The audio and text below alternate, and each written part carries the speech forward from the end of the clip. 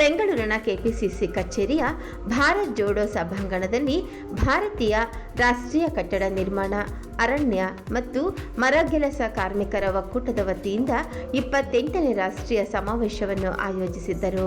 ಐಎನ್ಬಿಸಿಡಬ್ಲ್ಯೂಎಫ್ಯ ರಾಷ್ಟ್ರೀಯ ಕಾರ್ಯಕಾರಿ ಸಭೆಯ ನೇತೃತ್ವವನ್ನು ಐಎನ್ಬಿಸಿಡಬ್ಲ್ಯೂಎಫ್ನ ರಾಜ್ಯಾಧ್ಯಕ್ಷರಾದ ಜಿಆರ್ ದಿನೇಶ್ ರವರು ವಹಿಸಿದ್ದರು. ಈ ಕಾರ್ಯಕ್ರಮಕ್ಕೆ ಮುಖ್ಯ ಅತಿಥಿಗಳಾಗಿ ಐಎನ್ಟಿಯುಸಿಯ ರಾಷ್ಟ್ರೀಯ ಅಧ್ಯಕ್ಷರಾದ ಶ್ರೀ ಸಂಜು ರೆಡ್ಡಿ ಹಾಗೂ ಐಎನ್ಟಿಯುಸಿಯ ರಾಷ್ಟ್ರೀಯ ಉಪಾಧ್ಯಕ್ಷರು ಹಾಗೂ ಐಎನ್ಬಿಸಿಡಬ್ಲ್ಯೂಎಫ್ನ ರಾಷ್ಟ್ರೀಯ ಅಧ್ಯಕ್ಷರಾದ ಆರ್.ಸಿ. ಕುಂಟಿಯಾ ಅವರು ಜ್ಯೋತಿ ಬೆಳಗಿಸುವ ಮುಖಾಂತರ ಕಾರ್ಯಕ್ರಮಕ್ಕೆ ಚಾಲನೆ ನೀಡಿದರು.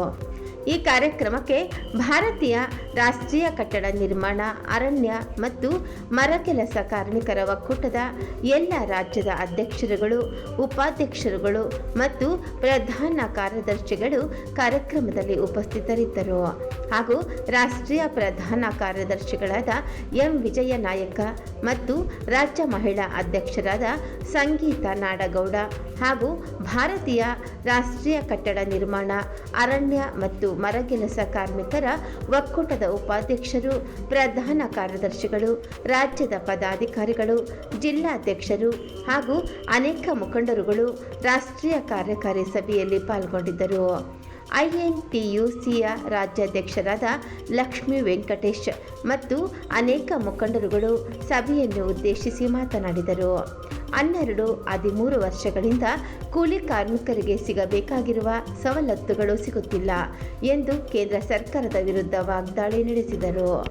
ದಿಲ್ಲಿಯಿಂದ ನಮ್ಮ ಕುಂಟೇಜಿ ಬರ್ತಿದ್ದಾರೆ. ಆಮೇಲೆ ಎಲ್ಲ ಜಿಲ್ಲೆಯಿಂದ ಎಲ್ಲರೂ ಕಾರ್ಮಿಕರು ಏನು INTCWF ಏನಿದ್ದಾರೆ ಪೂರ ಮುಖಂಡರು ಬರ್ತಿದ್ದಾರೆ. ಈ ಕಷ್ಟ ಏನೈತೆ ನಮ್ಮ ಕಾರ್ಮಿಕರಿಗೆ ಏನು ಸವಲತ್ತು ಇದೆ ಅದ್ರ ಬಗ್ಗೆ ಚರ್ಚೆ ನಡೀತೈತೆ.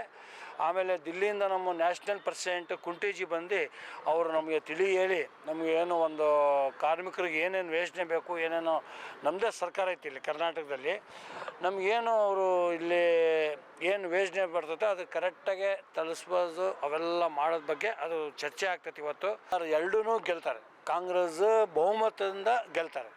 ಗೆಲ್ಲೋದೇನು 100% ಯಾವ BJP ಇರೋಲ್ಲ, ಯಾರು ಇಂಡಿಪೆಂಡೆಂಟ್ ಯಾರೂ ಇಲ್ಲ, ಒಂದಾಗಿದ್ದಾರೆ. ಇಂಡಿಪೆಂಡೆಂಟ್ ಯಾರು ನಿಂತಿದ್ರು ಇವಾಗೆಲ್ಲ ಸಹಕಾರ ಮಾಡಿ ಇದಕ್ಕೆ ನಮ್ಮ ಬೆಂಬಲ ಕೊಟ್ಟಿದ್ದಾರೆ. ಗೆಲ್ಲಿಸ್ಕೊಂಡು ಬರ್ತೀವಿ ಸರ್. ನಾವು ಎಲ್ಲ ಪೂರ್ತಿ ದಿನೇಶ್ ನಾವೆಲ್ಲ ಹೋಗಿ ನಾವು ಜೊತೆಗೆ ಕೆಲಸ ಮಾಡ್ತೀವಿ. ಕಾಂಗ್ರೆಸ್ಗೂ ಸಹ ದುಡಿತೀವಿ. 100% 99% 100% ಗೆಲ್ತಾರೆ. ಕಾಂಗ್ರೆಸ್ ಬರ್ತತೆ, ಎರಡೂ ಕಾಂಗ್ರೆಸ್ ಬರ್ತತೆ. ಆಶ್ವಾಸನೆ ಕೊಟ್ಟು ಅವ್ರು ಬಂದಿದ್ದಾರೆ.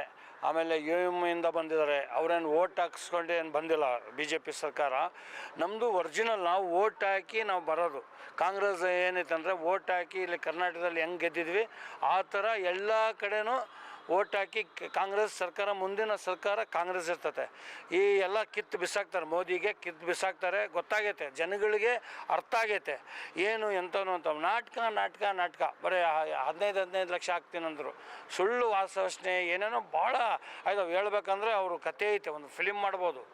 ಆ ಥರ ಮೋದಿದು ಐತೆ. ಅದ್ರ ಬಗ್ಗೆ ದಾವಣಗೆರೆ ಐತಲ್ಲ, ನಾವು ಹೋಗಿ ಕ್ಯಾನ್ವಾಸ್ ಮಾಡ್ತೀವಿ. ಎಲ್ಲ ಮುಖಂಡರು ಒಂದಾಗಿದ್ದಾರೆ. ಯಾವುದು ಇರೋಲ್ಲ. 99% ಅವ್ರ ಕುಟುಂಬ, ಪಾಪ ಅವ್ರ ಕುಟುಂಬಕ್ಕೆ ಕೊಡಬೇಕಿತ್ತು. ಅವರ ತಾತ ತೀರೋಗಿದ್ದಾರೆ ಮೊನ್ನೆ, ಅವ್ರು ಕೊಟ್ಟಿದ್ದಾರೆ ಸಹಜ. ಅವರೇನೆಲ್ಲ ಏನು ಅದು ಮಾಡಲೇಬೇಕು. ಅವ್ರದ್ದೇ ಅದು ಸೀಟ್ ಅವ್ರದ್ದೇ ಇದ್ದಿದ್ದು. ಶಾಮನೂರು ಶಿವಶಂಕರಪ್ಪರದೇ ಇದ್ದಿದ್ದು ಸೀಟು ಸರ್. ಅಲ್ಪಸಂಖ್ಯಾತರಿಗೆ ಅವರು ತೊಗೊಂಡೋಗಿದ್ದಾರೆ. ಮೊದಲಿಂದನೂ ಅಲ್ಪಸಂಖ್ಯಾತರಿಗೆ ಬಿಟ್ಟು ಹೋಗಿಲ್ಲ ಶಾಮನೂರು ಶಂಕರಪ್ಪರು. ಅವ್ರು ಯಾವುದೇ ಕಾರಣಕ್ಕೆ ಅಲ್ಪಸಂಖ್ಯಾತರು ಅವರು ಯಾವುದೂ ಬಿಟ್ಟಿಲ್ಲ. ಅವರು ಅಲ್ಪಸಂಖ್ಯಾತರಿಗೆ ಅವ್ರು ಯಾವುದೂ ಬಿಟ್ಟಿಲ್ಲ, ಹಿಂದೆ ಸರಿಗಿಲ್ಲ. ಅವರು ಒಳ್ಳೆಯ ರೀತಿಯಲ್ಲಿ ಅವ್ರ ಮಕ್ಕಳಾಗಲಿ, ಅವ್ರ ಮೊಮ್ಮ ಆಗಲಿ, ಅವ್ರ ಮೇಡಮ್ ಆಗಲಿ ಎಲ್ಲ ಜಾತಿಗೆ ತೊಗೊಂಡೋಗ್ತಾರೆ ಸರ್. ಏನೂ ಅಭ್ಯಂತರ ಇಲ್ಲ. ಒಳ್ಳೆ ಬಹುಮತದಿಂದ ಆಗ್ತತೆ. ಏನೋ ಅದು ಯಾರ್ಯಾರೋ ಕಿರಿಗೆಳೆಯರು ಅವ್ರು ನಿಂತ್ಕೋ ಅದು ಇದು ಅಂತ ಭೇದ ಮಾಡಿರ್ತಾರೆ. ಎಲ್ಲ ಒಂದೇ ಕುಟುಂಬದ ಥರ, ನಮ್ಮದು ಎಲ್ಲ ಒಂದೇ ಕುಟುಂಬ ಥರ ಬಹುಮತ ಆಗ್ತತೆ. ಮುಂದಿನ ಸರ್ಕಾರ ನಮ್ಮದೇ ಬರ್ತತೆ.